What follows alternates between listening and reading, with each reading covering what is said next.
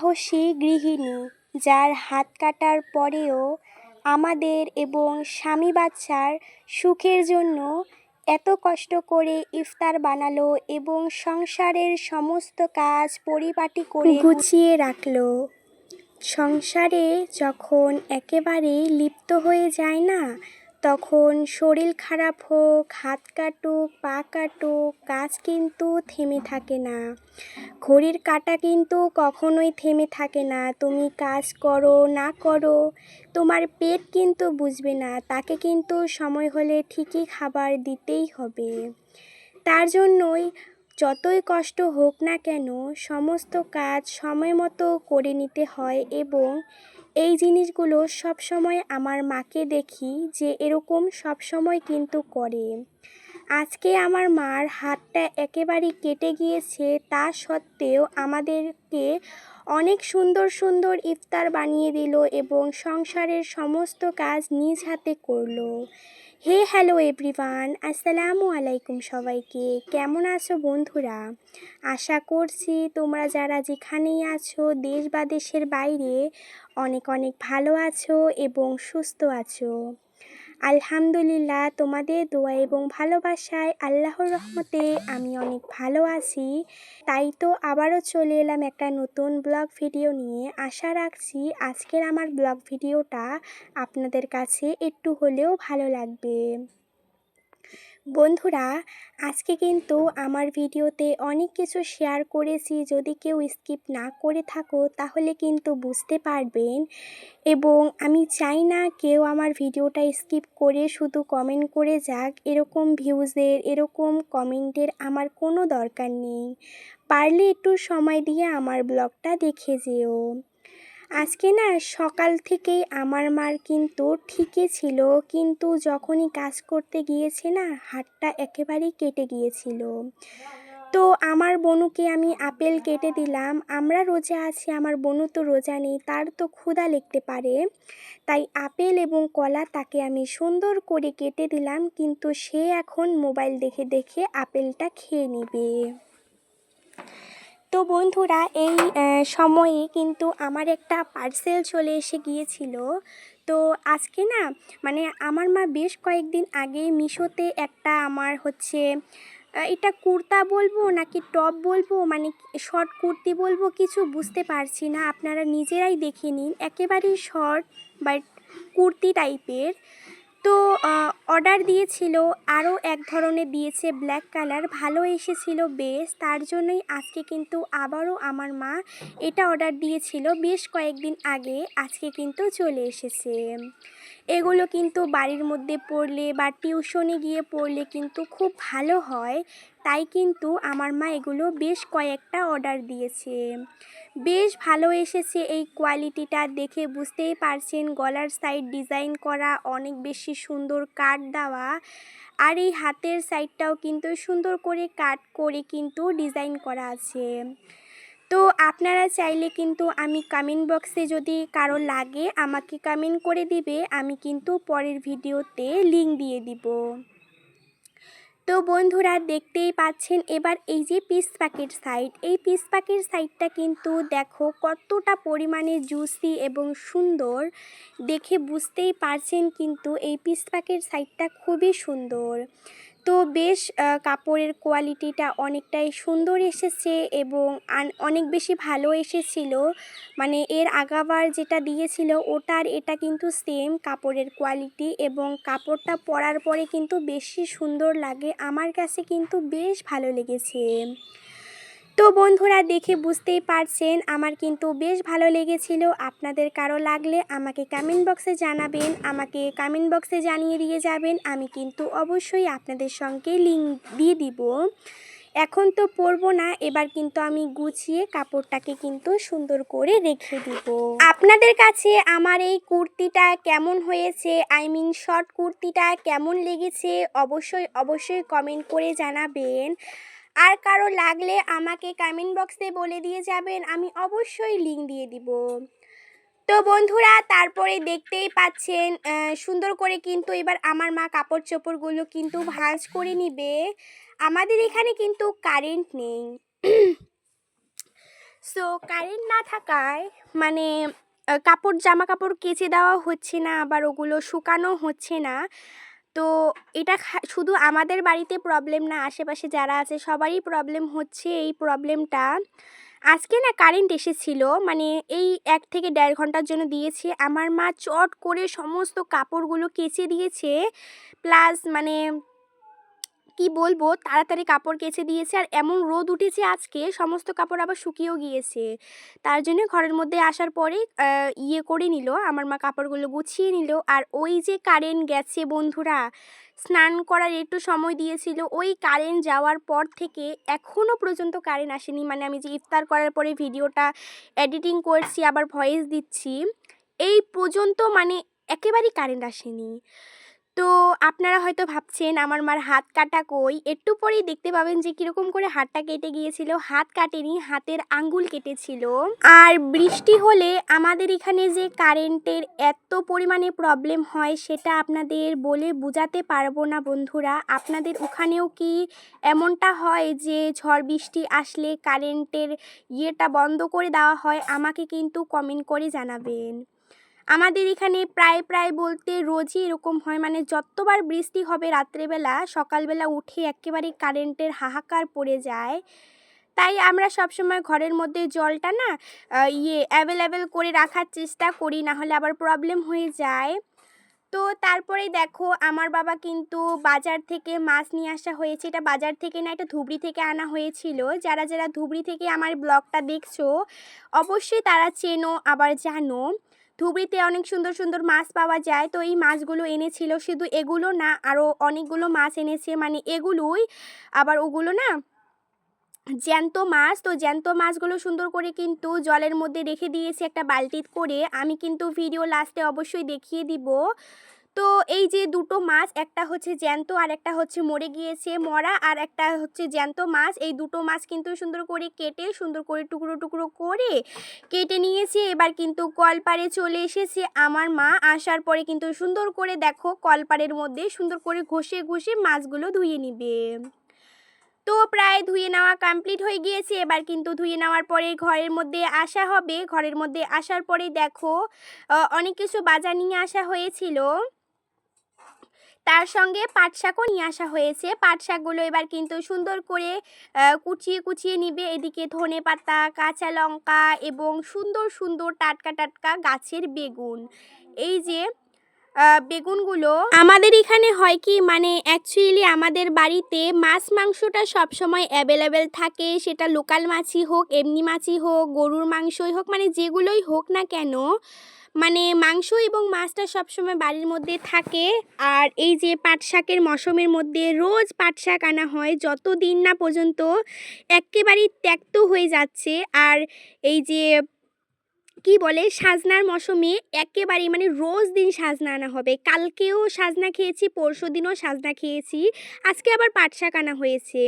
মানে পাট শাক আর সজনেটা না আমাদের বাড়িতে বলা চলে একেবারে মানে রোজ দিন হয়, সকাল দুপুর রাত। মানে পাট শাক দিয়ে মাছ বানানো হয়, পাট শাক দিয়ে কাটলের বিচি বানানো হয়, মানে এটা নেলপা টাইপের বলে।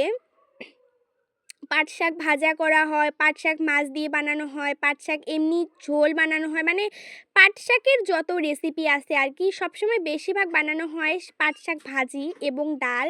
খেতে কিন্তু আমার বাড়ির সবাই বেশি ভালোবাসে। বাড়ি বলতে আমরা তো হচ্ছে 4 জন মেম্বার। আমার বোনও আবার এগুলো খায় না, সে শুধু চিকেন খায়, চিকেন ছাড়া সে কিন্তু কিচ্ছুটি খায় না। তার জন্যই আর আমার মা বাবা আর আমি, আমার কিন্তু খাওয়ার মধ্যে এতটাও বাস নেই যে এটা খাবো না ওটা খাবো না। আমার গনাগাতা কটা খাবার পছন্দ না।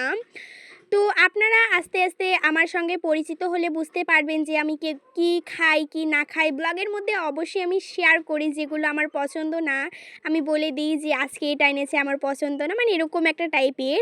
আমার যদি ভিডিওগুলো ফুল দেখে থাকো অবশ্যই তোমরা বুঝতে পারবে। তো কথা বলতে বলতে সুন্দর করে দেখো আমার মার এই যে হাতটা কাটা গিয়েছে, ওই হাতটা মানে যেটা দিয়ে রান্না করছে ওটা না আপনারা দেখতেই পাবেন, একটা না সুতির কাপড় দিয়ে সুন্দর করে বেঁধে নিয়েছে। একটু পরে দেখিয়ে দিব, বুঝতে পারছেন কি না জানি না। তো এই যে একটু একটু দেখা যাচ্ছে ঝলক, মানে ভিডিওর মধ্যে তো সুন্দর করে দেখো পাট শাক এবং বেগুন টেগুনগুলো সমস্ত সবজিগুলো কিন্তু গুছিয়ে রেখে দিল এবং পাট শাকটা সুন্দর করে বেছে নিল, কারণ পাট শাকটা রান্না করা হবে সেহরির মধ্যে।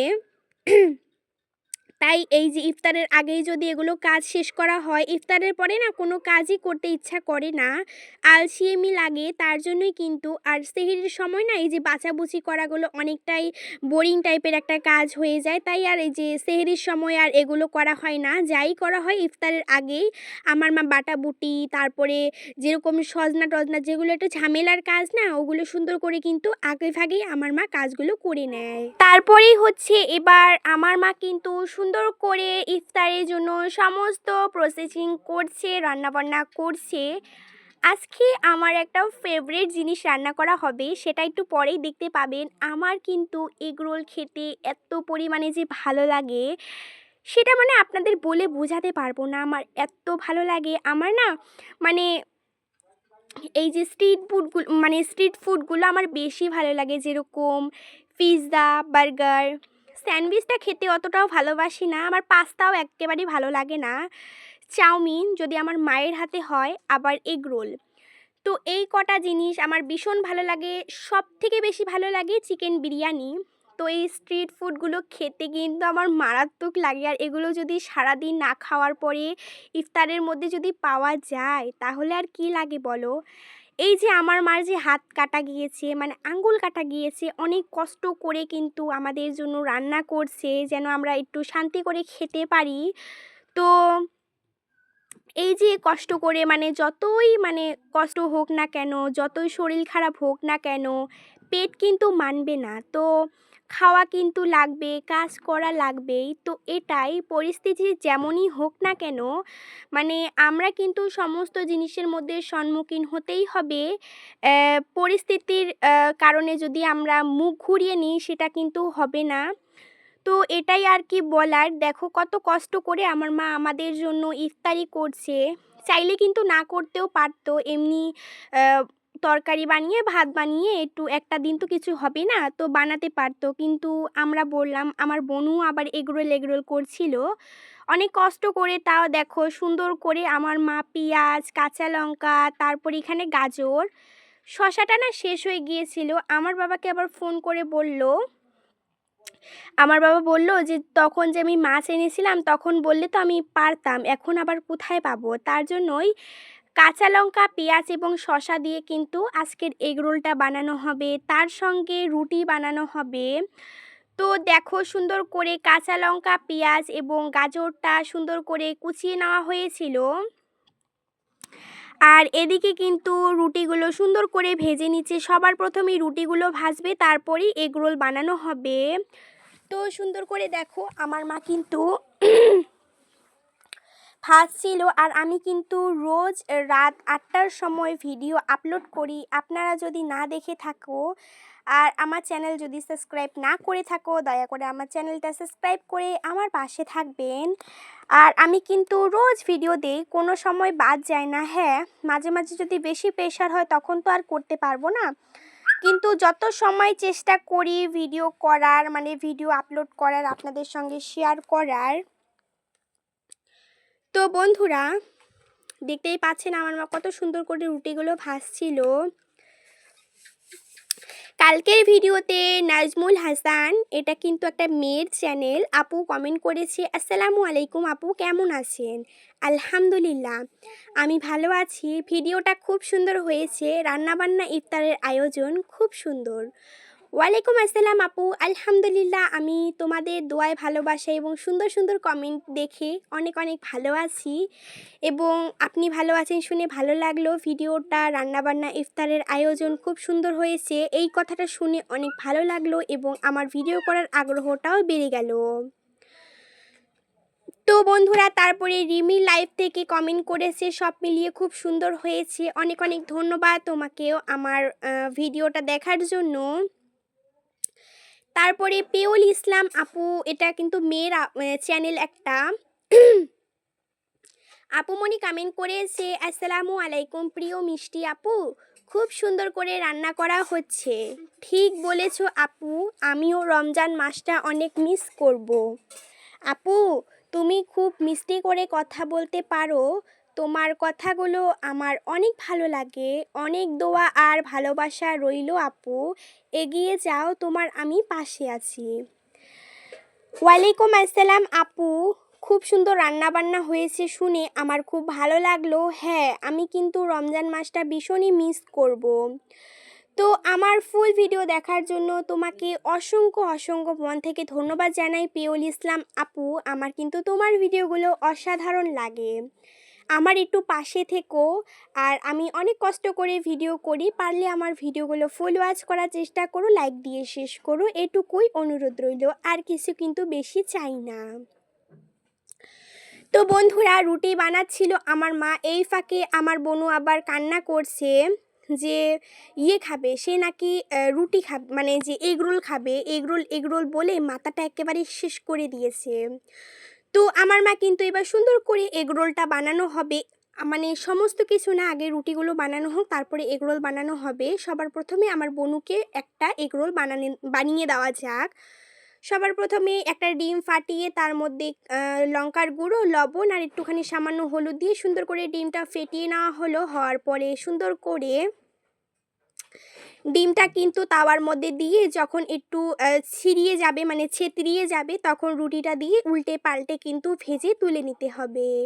তো ওটা তুলে নেওয়া হোক, ওটা একটু গরম খাক, এদিকে কিন্তু সমস্ত রুটিগুলো বেলে বেলে আস্তে আস্তে ভেজে নেওয়া হবে। এখনও পর্যন্ত যারা যারা ভিডিওটাতে একটা লাইক করোনি, প্লিজ লাইক করে দিয়ে আমার একটু পাশে থাকবেন।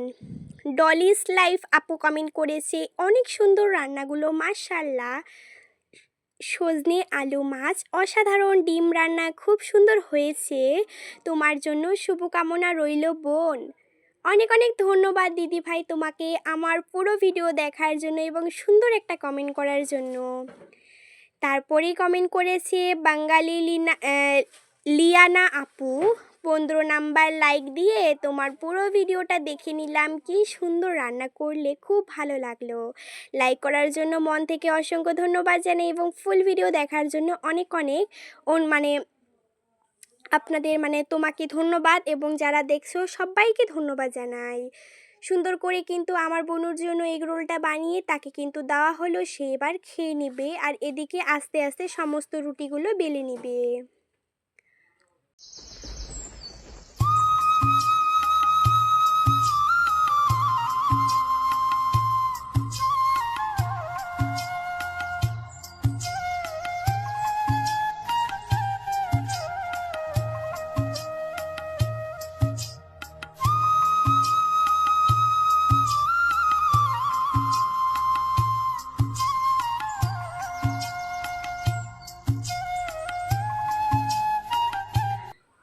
তো বন্ধুরা, দেখতেই পাচ্ছেন আমার মা কিন্তু প্রায় অনেকগুলো রুটি ভাজলো এবং অনেকগুলো করলো, এগরোলের জন্য রুটি ভাজলো। আর ওইদিকে কিন্তু সুন্দর করে আমার মা দুধটা গরম করে নিয়েছে, গরুর দুধ। তো গরুর দুধ রান্না বলছি, গরুর দুধটা গরম করতে বসিয়ে দিয়েছে, মানে সকালবেলা এই যে 10টা-11টার সময় দিয়ে গিয়েছিল দুধটা। আর এই দুধটা দিয়ে যাওয়ার পরে সুন্দর করে কিন্তু এখন গরম করে নিল।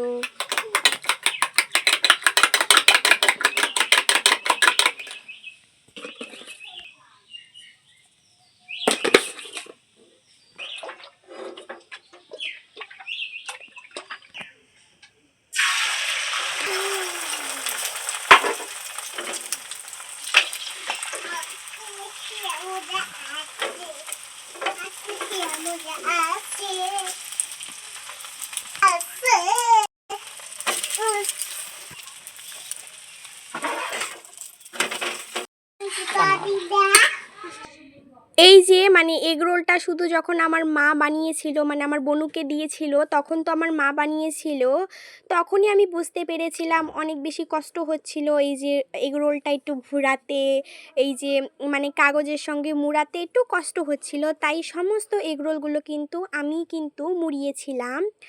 তো মোট আমাদের এখানে কটা 5টা এগরোল বানানো হয়েছিল, আমি একটা, আমার মা একটা আমার বাবা একটা, আমার বোনও একটা, আর আমার বোনও যদি পরে খেতে চায়, তো এখন তো সে আগেভাগে খেয়ে নিল, পরে যদি খেতেও চায় তার জন্যই একটা বেশি করে বানানো হয়েছে। পরে কিন্তু সে খেতে পারেনি, কিন্তু চেয়েছিল, তাকে দিয়েছিলাম কিন্তু সে খেতে পারেনি। যখন দিতে পারতাম না তখন কিন্তু হা হা করে মানে কান্না করতো, কি বলবো, সে কিন্তু এরকমই। তো আলহামদুলিল্লাহ সমস্ত রান্না কিন্তু আমার মা খুবই কষ্ট করে কিন্তু অনেক সুন্দর করে রান্নাগুলো করে নিয়েছে। মাশাআল্লাহ অনেক সুন্দর হয়েছে এই পকোড়াগুলো, বড়াগুলো। তো এই যে এটা হচ্ছে ডালের বড়া, এটা পেঁয়াজু না, এটা ডালের বড়া। সুন্দর করে ছোলা ফ্রাই করা হয়েছে, এদিকে সমস্ত জিনিস রেডি করা হয়েছে। এখানে হয়েছে পকোড়া, চানা, বুন্দিয়া, আপেল, কলা, ছোলা, আর এদিকে হচ্ছে পাঁপড়টা ভেজে পলিথিনের মধ্যে রাখা হয়েছে। তো ফাইনালি দেখো সুন্দর করে আমরা খেতে বসে পড়েছি রুটিগুলো দিয়ে। সুন্দর করে রাতের বেলা তরকারি ছিল, রাতের বেলা বলতে সেহরির সময় যে তরকারি ছিল হচ্ছে লাউয়ের তরকারি, মাছ দিয়ে লাউয়ের তরকারি। তো ওগুলো সমস্ত কিছু তরকারি দিয়ে কিন্তু আমরা খেয়েছি, তার সঙ্গে সেমই বানিয়েছিল। তো সব মিলিয়ে কিন্তু আমাদের হচ্ছে ইফতারটা আলহামদুলিল্লাহ অনেক সুন্দর করে মন ভরে কাটালাম। অনেক অনেক শুকরিয়া আদায় করি আল্লাহর কাছে। এই যে মাছগুলো এখানে কিন্তু এবার জলটা পাল্টিয়ে নিবে। তো এখন কিন্তু আমি এই অবধি বিদায় করছি। আপনাদের সঙ্গে দেখা হবে নতুন একটা ভিডিওতে। এবার সবাই ভালো থাকবেন, সুস্থ থাকবেন।